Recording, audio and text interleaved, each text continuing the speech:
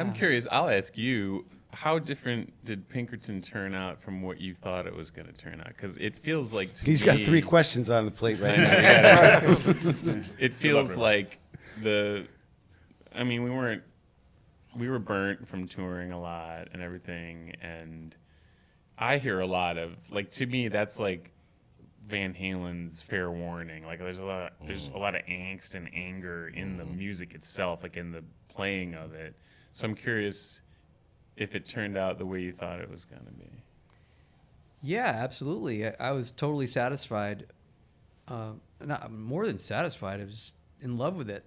But I do remember on a mixing day, Rick Ocasek came to L.A. and came to the studio, and we played him a few of the songs we'd already mixed. Mm-hmm. And he didn't show any reaction. And I did that scare you a little bit? That was the first moment I was like, oh, wait a minute. Maybe this isn't going to go like how I think it's going to go. Wow. Yeah, so... Did he finally say something? No, he never gave an opinion on that. But the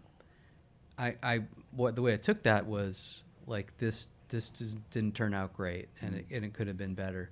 And it's hard. Did you take that to heart? I don't want to say like that was the big wound of the Pinkerton era, because there were so many. Right. So many bigger ones, actually. Oh, man. But that was the first moment. Yeah. And Well, how long was it till you realized, like, example, you know, like Prince rushed off stage in Purple Rain, like absolutely feeling like he just blew it and had to stop for a moment and heard them cheering and was like, oh, they did get it. Like, did you ever have that redemption moment of like, yeah. wait a minute? I think you're having that now, it seems like. It took a while.